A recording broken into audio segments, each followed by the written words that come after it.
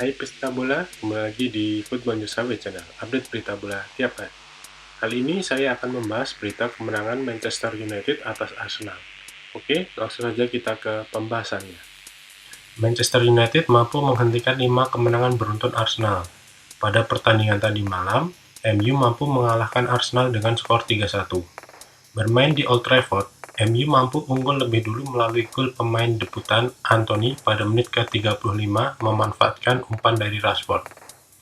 Arsenal mampu menyamakan kedudukan pada babak kedua melalui Bukayo Saka pada menit ke-60.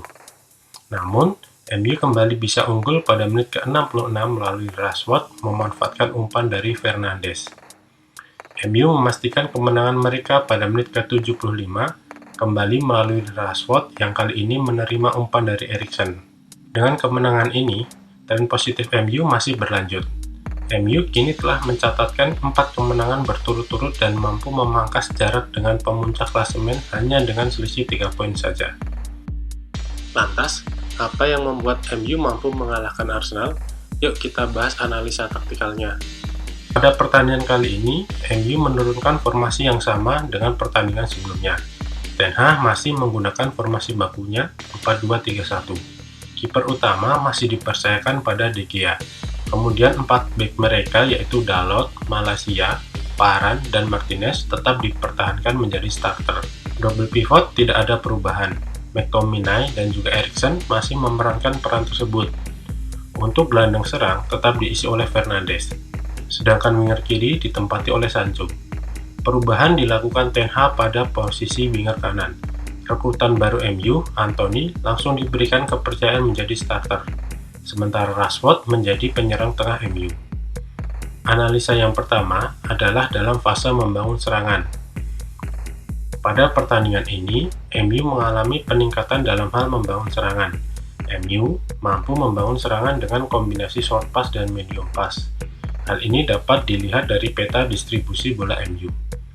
Terlihat sekali ada peningkatan dari MU dalam hal membangun serangan. Pada peta distribusi tersebut, terlihat Eriksen menjadi poros utama MU dalam membangun serangan. Kemudian, MU juga melibatkan De Gea dalam membangun serangan. Hal ini dilakukan untuk memancing pemain Arsenal untuk melakukan pressing agresif. Pressing agresif tersebut akan membuat struktur Arsenal renggang, sehingga pemain MU mendapatkan ruang untuk membangun serangan. Skema build-up ini berhasil membawa MU mendapatkan gol pertamanya. Kemudian yang kedua adalah fase bertahan. MU menggunakan struktur 4-1-4-1 ketika melakukan blok pertahanan tinggi.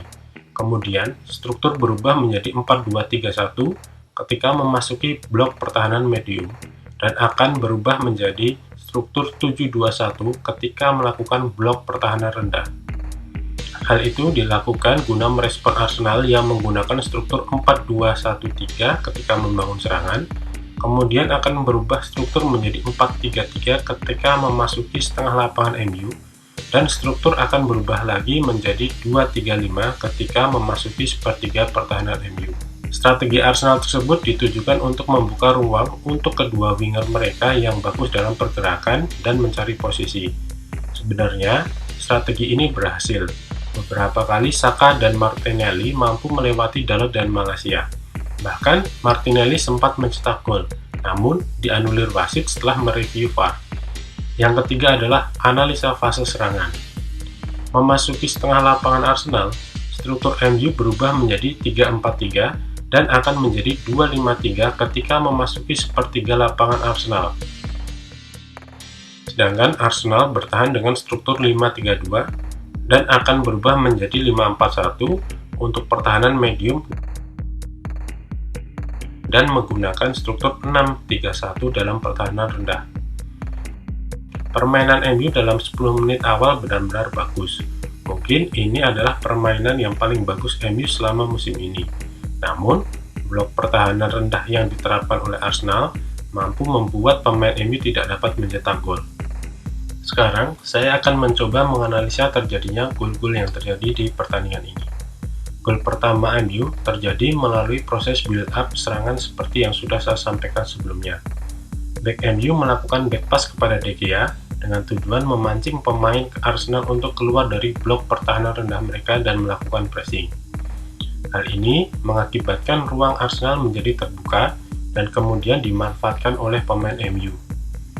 Fernandes yang mendapatkan passing dari Eriksen melakukan pergerakan. Pemain Arsenal, Gabriel, tertarik untuk menghentikan pergerakan Fernandes namun gagal. Hal ini membuat struktur Arsenal berantakan dan terciptalah keadaan 3 lawan 3. Sancho yang sedang kuasai bola melakukan tusukan ke tengah guna menarik pemain Arsenal. Ketika pemain Arsenal tertarik, Sancho memberikan bola passing kepada Rashford. Rashford menahan bola dengan tujuan untuk mengikat bek tengah dan bek sayap Arsenal. Setelah terikat, Rashford berikan through pass kepada Anthony. Anthony dalam keadaan ini sangat jeli melihat keadaan. Dia melihat Zinchenko akan tertarik ke arah Rashford dan Anthony tetap menjaga kelebaran. Keadaan pun sesuai rencana. Zinchenko tertarik oleh Rashford dan Anthony terbebas, tidak ada penjagaan. Dengan tenang, Anthony mencetak gol pertamanya untuk MU.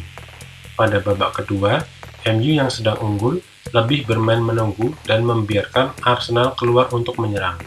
Perubahan ini semakin didukung dengan masuknya Ronaldo pada menit ke-58 menggantikan Anthony. Tujuan MU adalah menempatkan Ronaldo sebagai target permainan. Ten Hag memanfaatkan Ronaldo untuk memancing pemain Arsenal untuk mengikatnya, sehingga winger MU punya ruang untuk melakukan pergerakan guna melancarkan serangan balik cepat saat transisi pemain Arsenal sedang berantakan. Namun, hal itu malah menjadi blunder bagi MU. Berniat melakukan serangan balik cepat, Varane terburu-buru dalam menyusun serangan.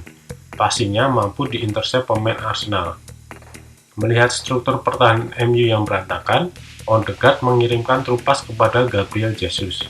Sebenarnya, pergerakan Jesus dapat dihentikan oleh Dalot, namun bola jatuh ke kaki Saka. Saka pun mencetak gol. Terlihat, gol Arsenal ini merupakan kesalahan individu dari pemain MU. Gol tersebut seakan membuat Arteta dan pemain Arsenal kepedean dan tetap memegang kendali penguasaan bola. Namun justru inilah jebakan yang disiapkan oleh Ten Hag. Hasilnya, mereka mencetak gol keduanya melalui Rashford pada menit ke-66. Dalot mampu menghentikan serangan Arsenal dan segera melakukan short pass ke Eriksen. Sebelum menerima bola, Eriksen melakukan scanning dan melihat struktur Arsenal masih berantakan. Eriksen dengan cepat melakukan short pass satu sentuhan kepada Fernandes. Fernandes mampu balik badan dan melihat pergerakan dari Rashford. Kemudian, Fernandes melakukan through pass kepada Rashford. Dengan kecepatannya, Rashford mampu menang lari lawan bek-bek Arsenal. Dengan tenang, Rashford mencetak gol kedua MU.